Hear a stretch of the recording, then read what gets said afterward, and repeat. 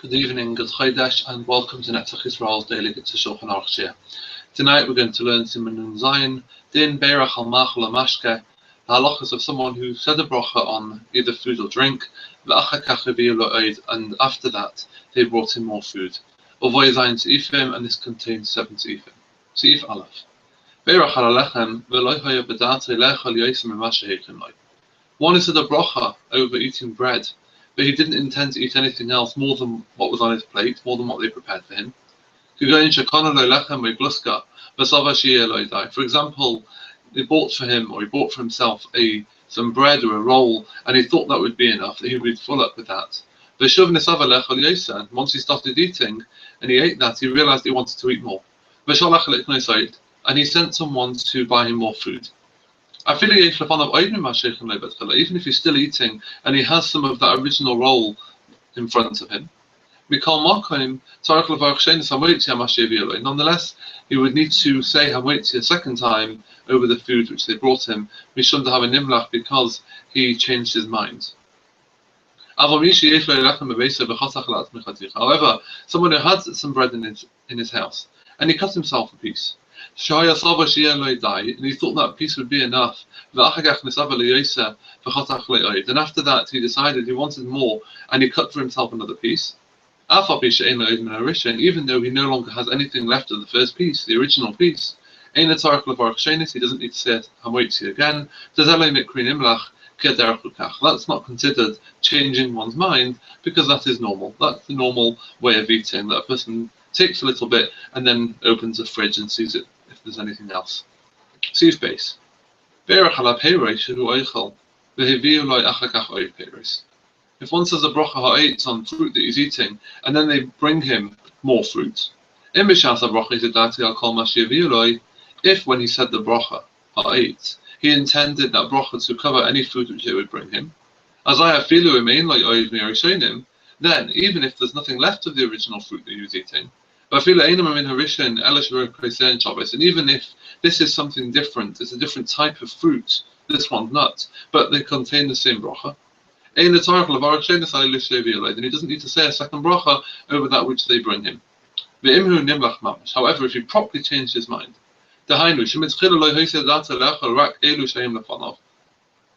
is, when he said the bracha, he only intended on saying ha'it on the fruits that were in front of him, and then he changed his mind, he wanted to eat more.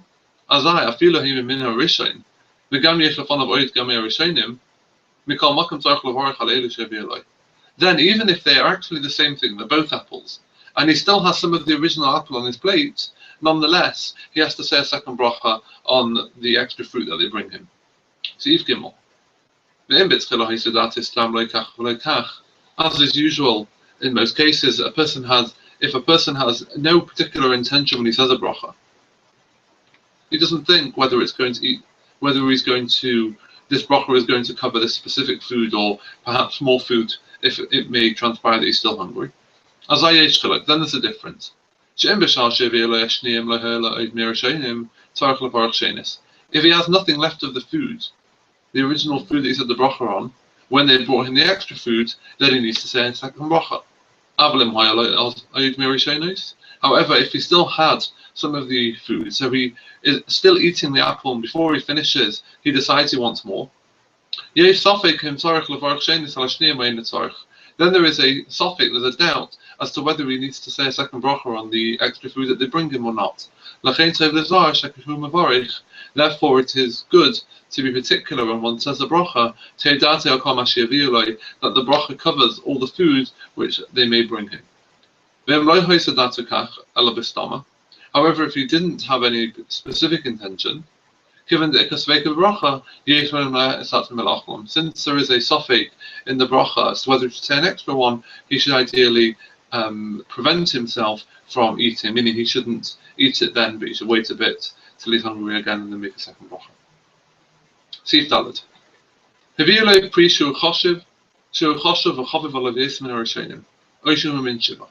If the second fruit that they bring him is a better fruit, a much nicer fruit, or it's one of the Shivas Haminim, even if he has the original fruit with him, then he has to say a second bracha.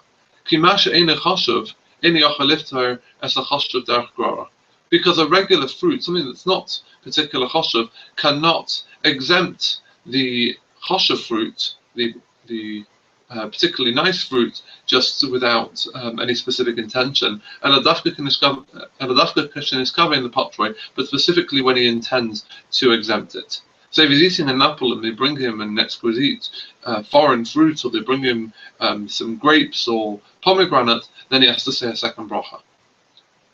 Sif hey. Berach ala sheikha, when it's covering lifter kol ma sheyaviu in verkis shakal.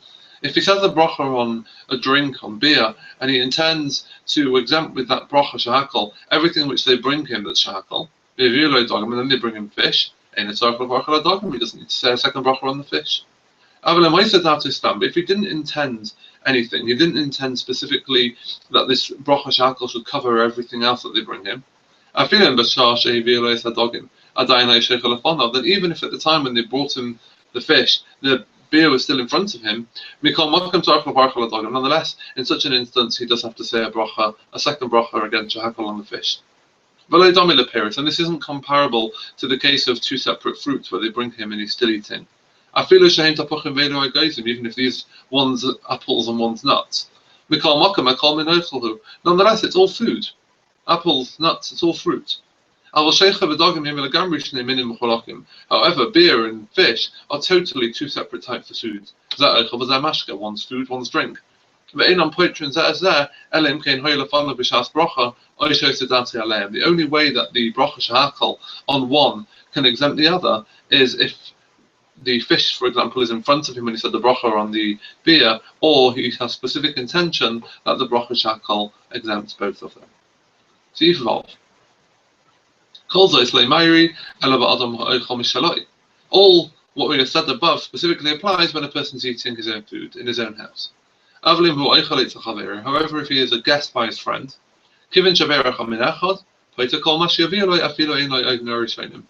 whatever bracha he says on one thing, so for example, if he says shahakal on beer, that shahakal exempts everything else that they bring him under that bracha, even if he doesn't have anything left of that original food.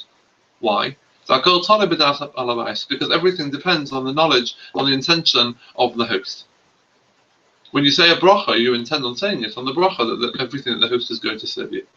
However, if a person properly changed his mind, in other words, he's ready to say burn a fosher, for example, then he has to say a second bracha. If the host did not intend on serving him, for example, the fish, but it was something that the guest requested, and that's why he gave it, he still doesn't need to say a second bracha.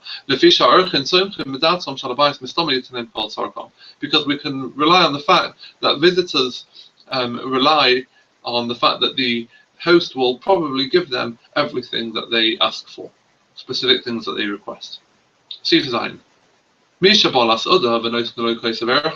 Someone who comes to a meal and they give him a cup and he makes a bracha on it. And after that they continue giving him more drinks. If that's the accepted practice, then you can probably, presumably, then his knowledge of the bracha was to exempt all of them. And he doesn't need to say another bracha. Thank you for watching.